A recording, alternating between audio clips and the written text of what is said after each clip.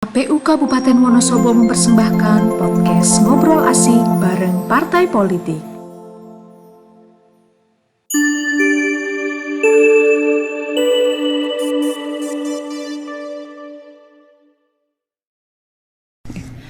Bismillahirrahmanirrahim. Assalamualaikum warahmatullahi wabarakatuh. Waalaikumsalam warahmatullahi wabarakatuh. Apa kabar warga Wonosobo dan sekitarnya?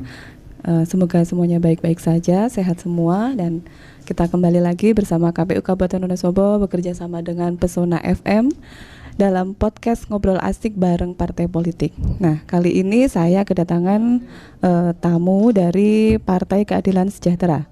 Ya, beliau adalah Ketua Umum DPD Partai Keadilan Sejahtera Wonosobo, Bapak Haji Murkamtoro Prasetyo SEMH. Apa kabar, Pak? Alhamdulillah baik, Mbak Yusi. Terima kasih atas kehadirannya ya. Jadi ini adalah acaranya KPU tapi kerja sama Pesona FM. Kita dalam rangka persiapan untuk pemilu 2024. Jadi masyarakat Wonosobo ini kan pengen tahu partai politik yang ada di Wonosobo itu apa saja. Nah, kali ini Partai Keadilan Sejahtera ya untuk menyampaikan beberapa hal ya terkait dengan Partai Keadilan Sejahtera kepada masyarakat Wonosobo. Mungkin sebelum saya nanti bertanya banyak hal ya, Pak Murkamtoro akan berkenalan dulu dengan warga Wonosobo, barangkali ada juga yang belum kenal gitu nggih Pak nggih. Baik, terima kasih Mbak Yusi atas waktunya. Assalamualaikum warahmatullahi wabarakatuh. Waalaikumsalam warahmatullahi wabarakatuh. Oke, salam sejahtera untuk kita sekalian yang kami hormati, yang saya sangat tidak di luar dugaan ini bisa membersamai KPU, Pesona FM dan seluruh pendengar setia Radio Pesona FM yang berada di wilayah Kabupaten Wonosobo dan sekitarnya.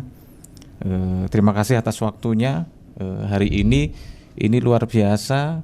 Saya bisa diberi kesempatan untuk bersama-sama bergabung dalam obrolan apa ini Mbak istilahnya ya? Ngobrol asik bareng partai politik. Nah, ngobrol asik. Obrolannya harus asik ini Pak ya. Partai politik Iya. Ya. Asik. Kalau bicara asik ini harus samakan dulu ini persepsinya ini. Jadi gini Mbak, memang bagi kami Partai Keadilan Sejahtera Kabupaten Wonosobo untuk periode 2019-2024 ini kan belum diberi kesempatan lagi sebagaimana tahun 2014-2019 untuk mendapatkan keterwakilan di DPRD. Namun barangkali perlu kemudian kami harus ceritakan ataupun mungkin juga kami perkenalkan lah bagaimana sosok Partai Keadilan Sejahtera Kabupaten Wonosobo ini kepada khalayak umum, terutama para masyarakat di Kabupaten Wonosobo yang mungkin ada yang kelihatannya kok nggak kelihatan ya benderanya juga, apalagi ini sejak tahun 2020 yang lalu ya itu ada perubahan logo. Maka kemudian gitu. Ini perlu saya sampaikan, saya di sini diminta oleh teman-teman di pengurusan untuk kemudian memperkenalkan diri Partai Keadilan Sejahtera Kabupaten Wonosobo. Saya sendiri dipercaya oleh partai untuk memimpin yang kedua kalinya sejak tahun 2015 sampai 2020 yang pertama, ini yang kedua 2020 sampai nanti 2025. Nama saya Murkamtoro Prasetyo. Kebetulan juga lahir dan dibesarkan di Wonosobo, tahun yang banyak tahun ya. Tahun kalau saat ini sebagai wira swasta murni, walaupun sebelumnya saya pribadi menjadi profesional analis ya, terutama di bidang pangan di beberapa perusahaan besar yang mungkin cukup dikenal lah, mulai dari Coca-Cola, kemudian Indofood, kemudian yang terakhir di Danone. Semuanya karir itu saya rintis dari mulai dari quality control, ada di situ analis makanan khususnya karena memang produk-produk makanan. Baru kemudian setelah itu tahun 2001 saya balik ke Wonosobo untuk kemudian merintis bergabung bersama-sama dengan teman-teman di PKS ya. Sampai sekarang gitu Mbak Yusi. Nggih, masih eksis nggih sampai sekarang ya. Wira Nah, itu swasta. perkenalan dari panjenengan ya. Nah, ini sudah memperkenalkan tokohnya. Nah, mungkin alangkah baiknya kalau kemudian memperkenalkan tentang partainya ya. Jadi setiap partai itu kan pasti punya sejarah ya. Kenapa kok sih kok bisa ada PKS di Kabupaten Wonosobo? Nah, kalau sejarahnya mungkin bisa apakah di secara nasional itu bagaimana, kemudian di Wonosobo kok kemudian lahirnya tahun berapa dan apa yang melatar belakangi adanya PKS di Kabupaten Wonosobo. Baik, terima kasih Mbak Yusi. Menarik sekali. Bicara tentang Partai Keadilan di Wonosobo ini memang berdiri sebenarnya ataupun kiprahnya itu dimulai sejak tahun 1999. Pasca didirikan pada tanggal 20 April 98 ya. Pada waktu itu namanya Partai Keadilan. Kemudian ikut pemilu tahun 99, perolehannya itu hanya 1,36% saja ya, 1,36%, sehingga berdasarkan ketentuan undang-undang itu kemudian tahun 2000 sekitar tahun 2002 ya, 2002 bulannya kurang lebih bulan Oktober itu ada Stembus Accord, kemudian bergabung dengan Partai Keadilan Sejahtera begitu ya. Nah, untuk di Wonosobo sendiri ini juga perlu diketahui sejak tahun 1999 itu sebenarnya sudah ada. Namun pada waktu itu memang belum begitu banyak ya. Sehingga baru mulai muncul secara pada pemilu 2004. 2004 Ya, 2004. Pada waktu itu bergabung menjadi satu dengan Partai Bulan Bintang. Keterwakilannya tahun 94 itu bergabung, suaranya digabung dengan Partai Bulan Bintang, sehingga ada satu kursi yang diwakili oleh Partai Bulan Bintang. Kemudian sampai sekarang masih tetap eksis Partai Keadilan Sejahtera di Wonosobo. Perjalanan kepemimpinan sampai hari ini itu sudah bergulir hingga 4 kali kepemimpinan, dari mulai Pak Mustafa pada waktu itu sampai sekarang ini kepemimpinan yang keempat. Begitu Mbak Yus. Berarti sudah lama ya, sudah lama. Jadi kalau berdirinya mulai tahun 20 April 98, tetapi kemudian bergabung di pemilu 99 ya. Sudah Oke. mulai begitu. Ini tadi sudah bercerita tentang sejarah tentang partai ya. Nah, kalau pendirinya juga ada. Kemudian untuk pendirinya sendiri ini kan ada di tingkat lokal maupun di tingkat nasional. Pusat, ya. Kemudian tadi juga jenengan menjelaskan bahwa logo partai itu berubah ya. Nah, ini mungkin lebih bisa dijelaskan lagi perubahannya seperti apa, logonya bagaimana. Ya. Menarik sekali. Era 99 sampai 2000 terakhir 2020 kemarin itu ada perubahan yang mendasar.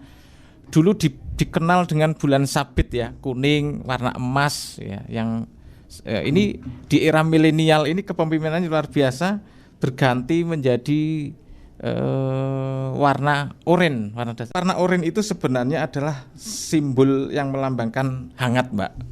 Makanya benar kalau kemudian obrolan asik warnanya oranye itu hangat berarti. Artinya kehangatan, kemudian ada harapan, ada semangat hidup dan selalu optimis dengan semangat muda.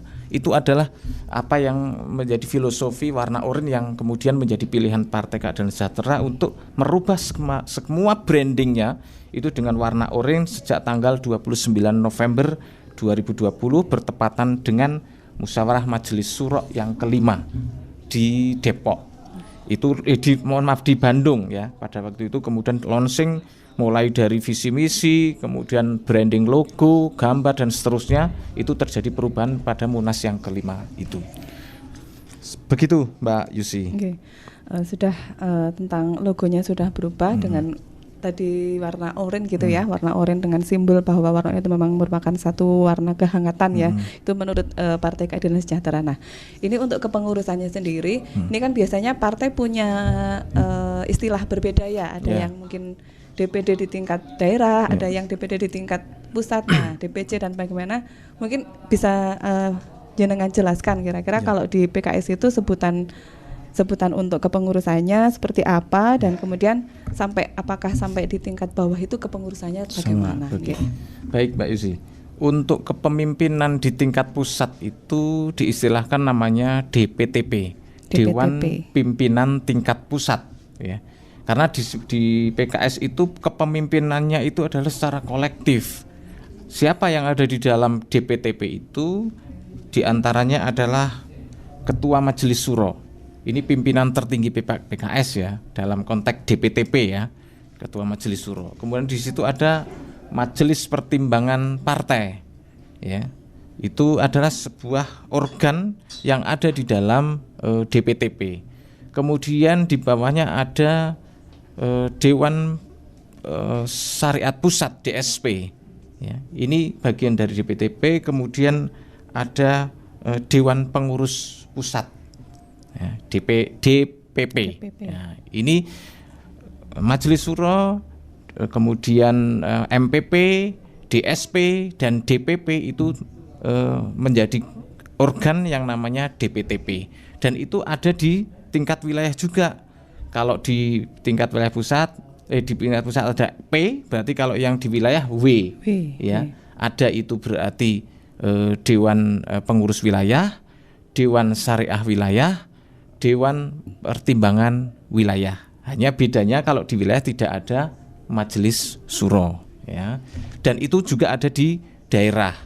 Begitu Dewan Pengurus Daerah, Dewan Etik Daerah, tidak menggunakan syariah lagi tapi Dewan Etik Daerah, kemudian Dewan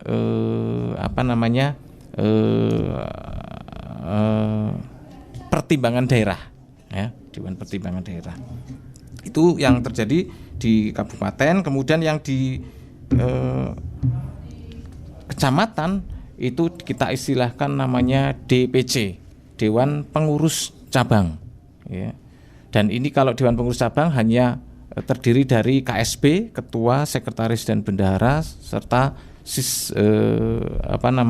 kaderisasi cabang sama keterwakilan perempuan, istilahnya BKK, ya. Bidang Ketahanan Keluarga, ya. PKK, Bidang Perempuan dan Ketahanan Keluarga, ya. Itu sebagai bentuk keterwakilan perempuan di tingkat. Begitu pula di ranting, adanya namanya Dewan Pengurus Ranting. Begitu Mbak Yusi. Berarti dari pusat sampai dengan ranting sudah ada semua, nggih. Nah, kalau untuk kepengurusannya sendiri kan tadi sudah dijelaskan ya secara lengkap begitu. Kemudian tokohnya mungkin ya, kalau sistem pengurusannya seperti itu, kemudian tokohnya. Nah, ini tokohnya kan juga masyarakat juga pengen tahu gitu ya. Di tingkat pusat sekarang siapa ketuanya, kemudian di tingkat wilayah sampai dengan kemudian di tingkat Kabupaten Wonosobo, gitu. Menarik Mbak ketika bicara tentang tokoh nih. Kebiasaan PKS itu kalau tokoh itu tidak terlalu menonjol dari sisi ketenarannya. Karena memang bukan merupakan partai yang mengandalkan ketokohan, tapi berdasarkan betul-betul murni karena kaderisasi. Maka perlu kami juga perkenalkan untuk di tingkat pusat itu Ketua Majelis Suro kita adalah Dr. Haji Salim Segraf Al-Jufri, ya. Beliau adalah seorang Habib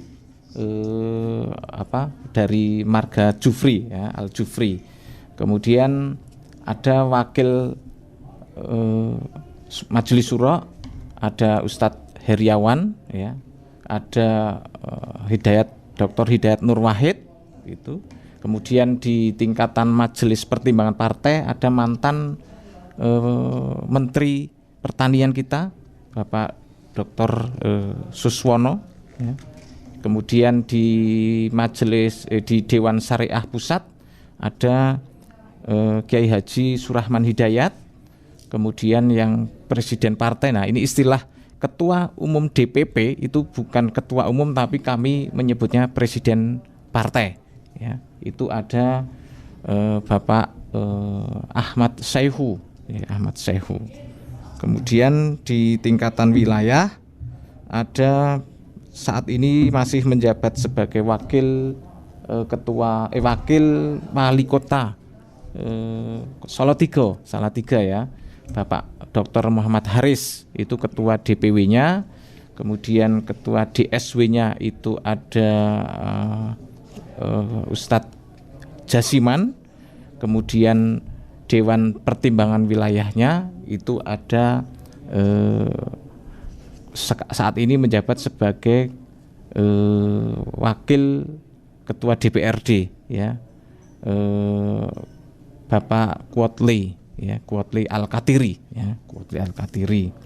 Kemudian untuk di Kabupaten Wonosobo tingkatan kabupaten ketua saya sendiri Murkamtoro, kemudian sekum saya ada Mas yang sering komunikasi Mas Ikrom, kemudian bendaharanya ada Mas Sugi namanya, Mas Sugi. Kemudian yang bidang perempuan itu ada namanya Ibu Damayanti ya, Damayanti Retno Hapsari.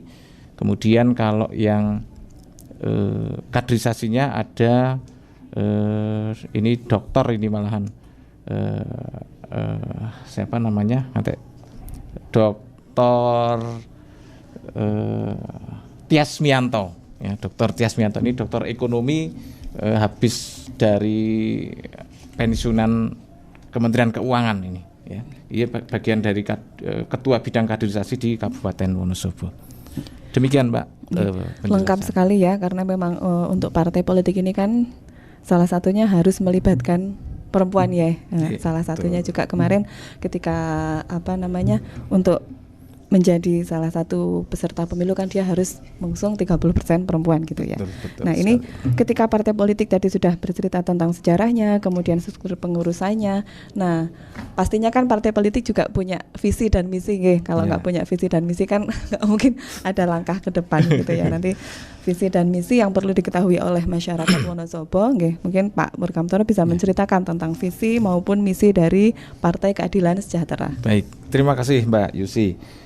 Visi misi ini semua partai visi misi bagus ya. Nah, tapi perlu nih untuk mengetahui nih masyarakat Wonosobo biar ketika melihat PKS itu menjadi terbuka wawasannya, sehingga tahu apa sih sebenarnya yang menjadi apa yang diperjuangkan PKS itu.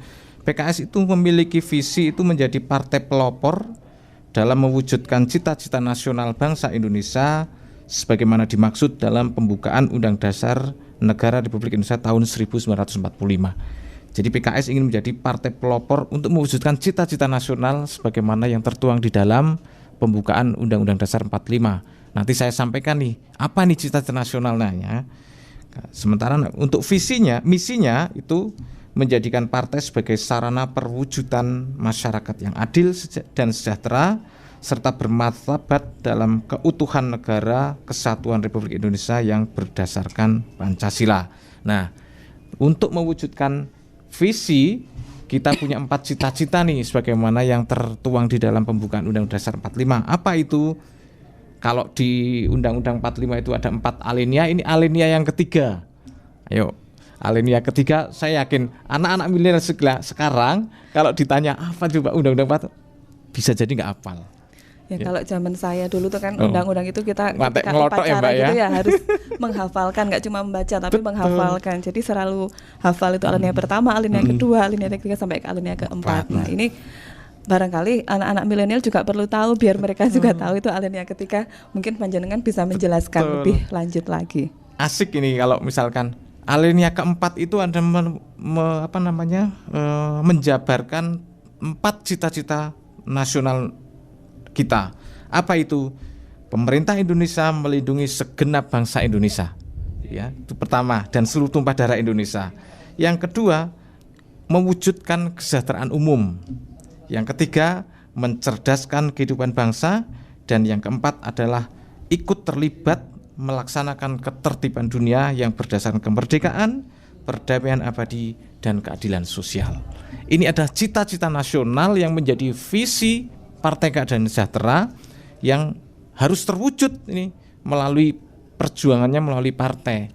Sehingga kalau misalkan siapapun yang tergabung di dalam partai politik mestinya gitu mampu mewujudkan visinya itu dengan baik. Seandainya ini dari 9 partai politik yang ada di keterwakilannya di legislatif, tentu kalau kemudian semuanya mampu mewujudkan visinya, luar biasa, rakyat Indonesia pasti akan sejahtera.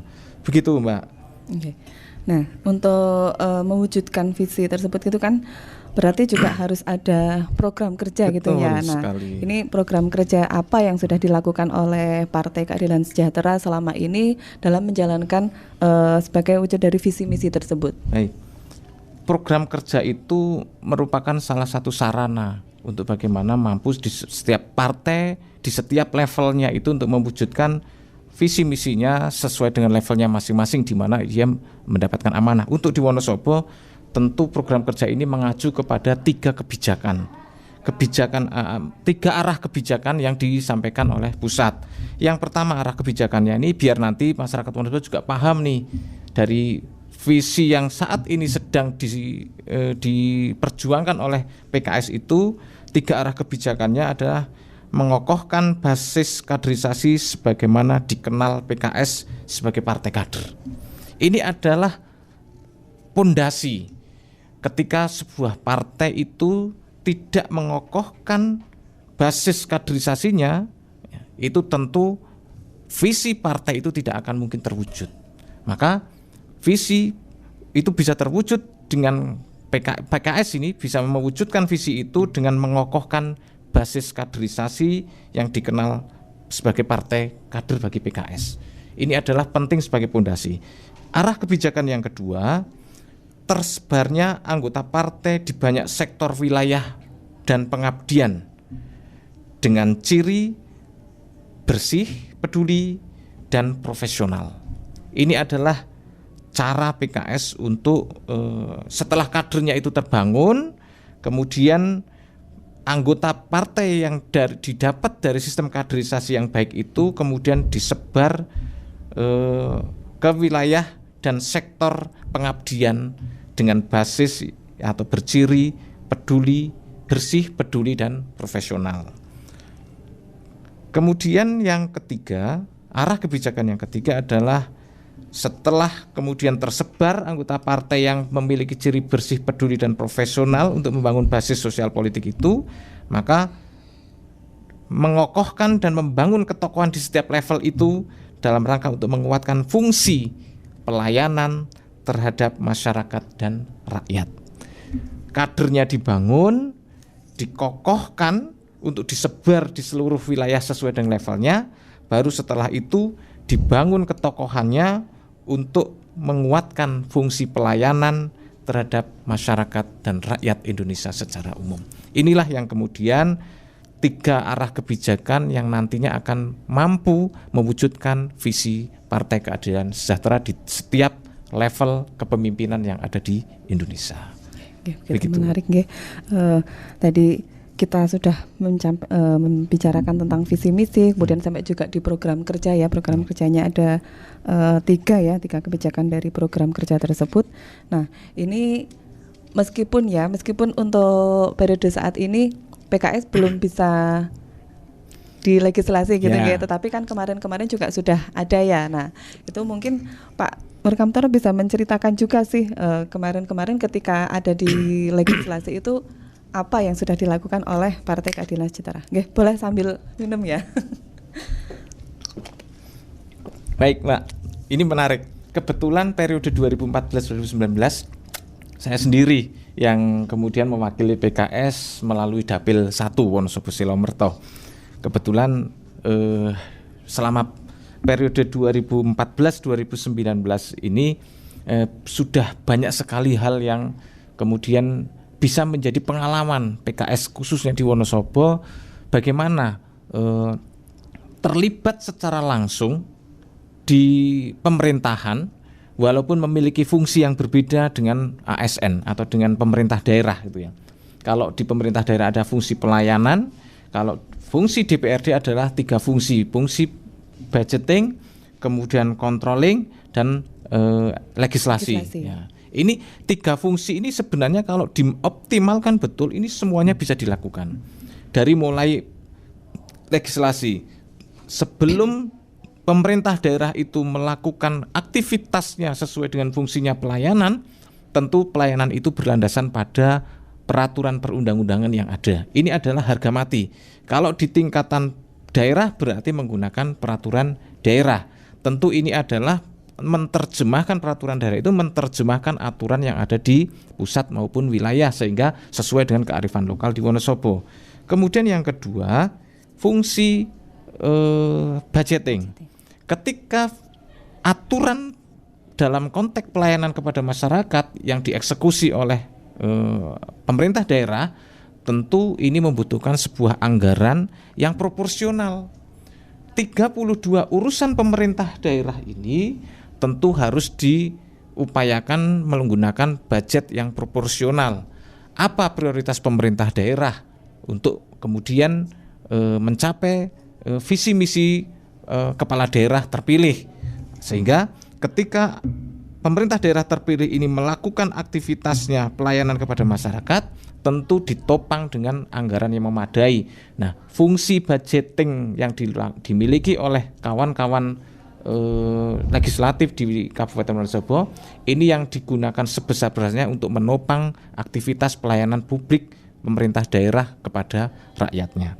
Nah, ketika kemudian pemerintah daerah melakukan aktivitas pemerintahannya menggunakan budget yang sudah dianggarkan melalui kesepakatan antara Pemda dan legislatif, tentu fungsi kontrolnya ini yang harus dilakukan. Dari sekian postur anggaran itu tentu ada yang digunakan untuk pelayanan publik, kemudian belanja modal, operasional pemerintah daerah.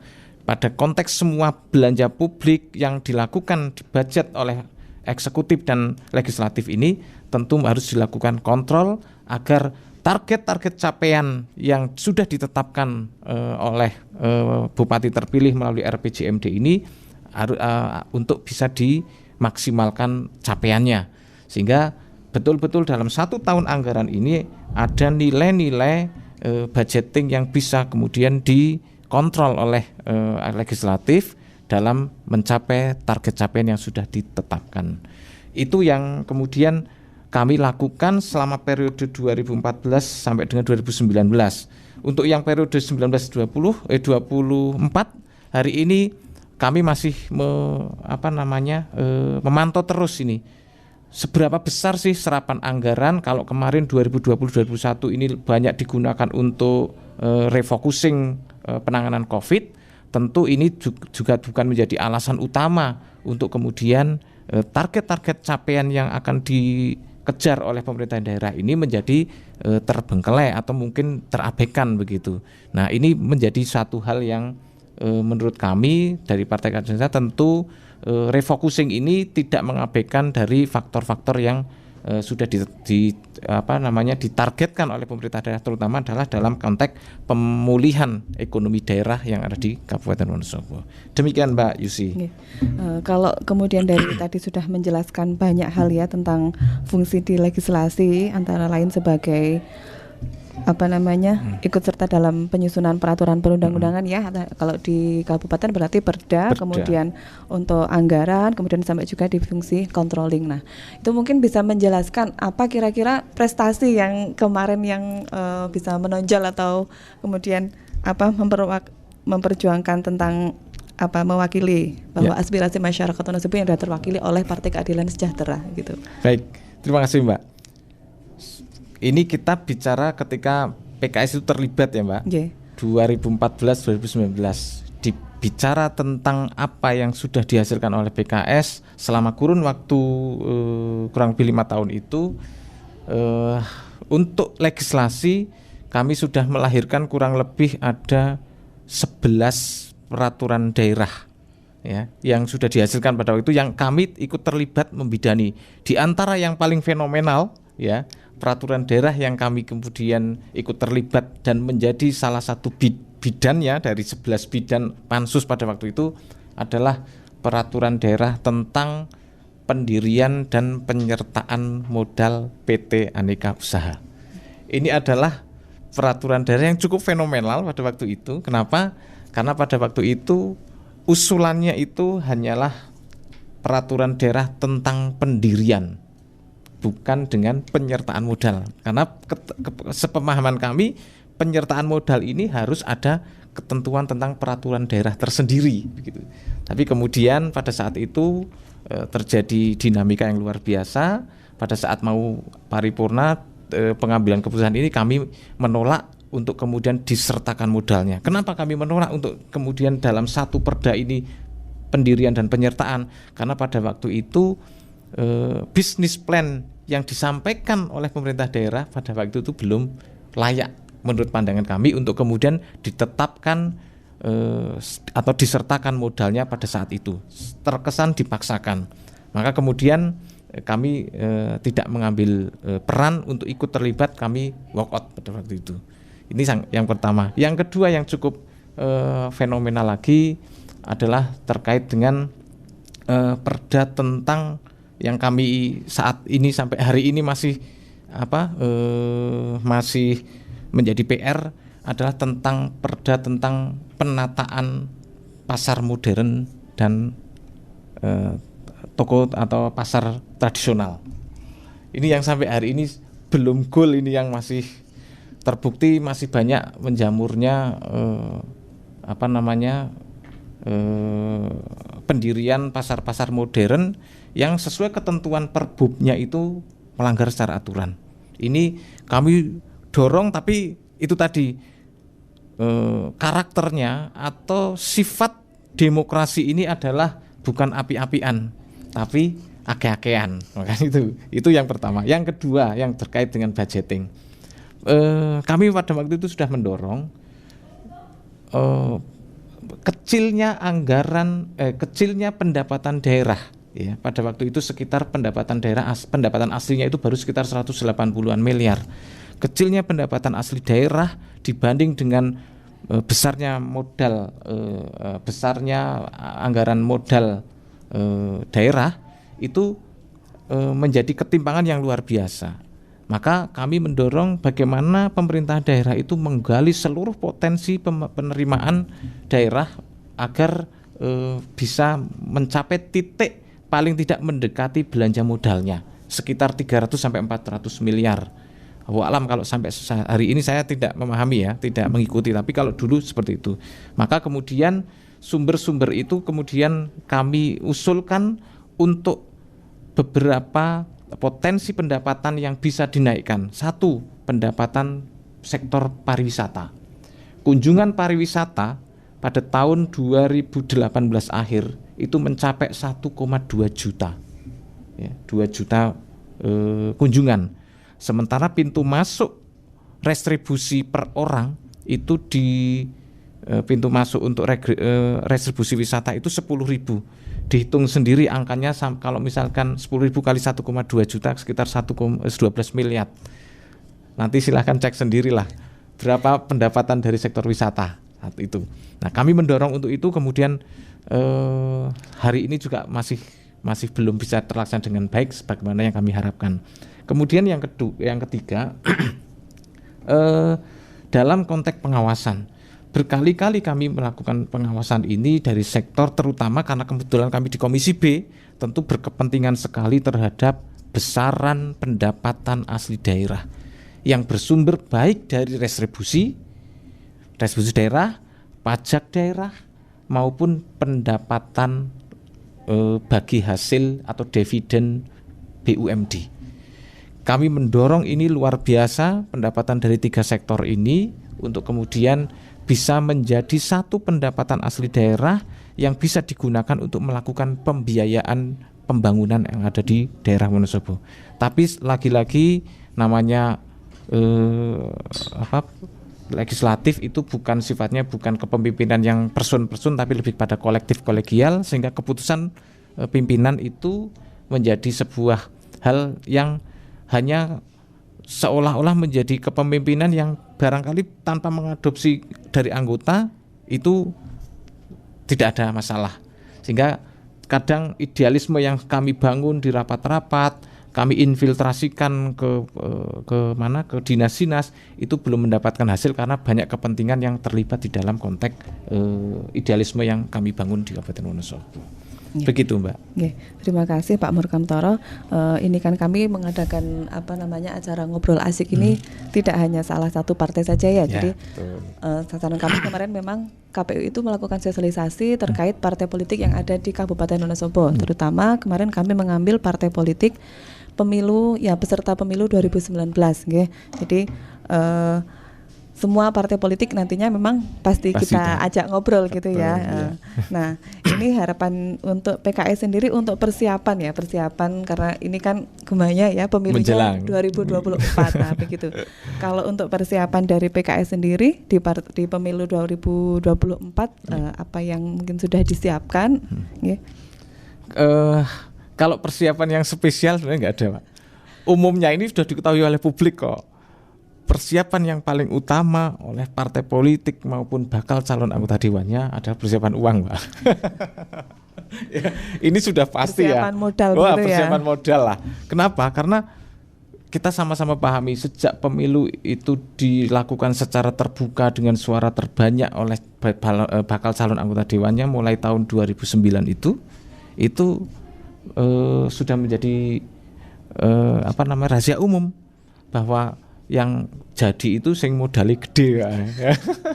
Modalnya besar itu betul-betul besar. Maka persiapan utama kalau misalkan dari Partai Keadilan Sejahtera terutama struktur partai bukan person ya, struktur itu lebih bagaimana menyiapkan kader-kadernya itu untuk siap melakukan pertarungan atau perhelatan 5 tahunan dalam pemilu legislatif. Itu hal yang penting.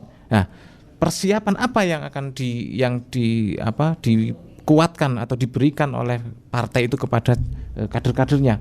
Tentu adalah kesiapan mental.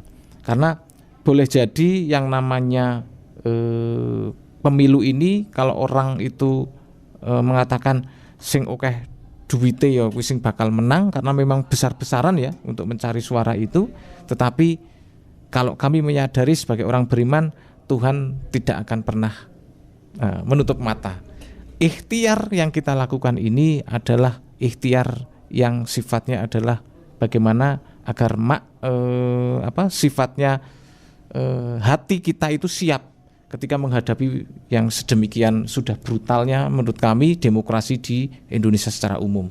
Karena demokrasi ini sudah tercederai dengan nilai-nilai materi.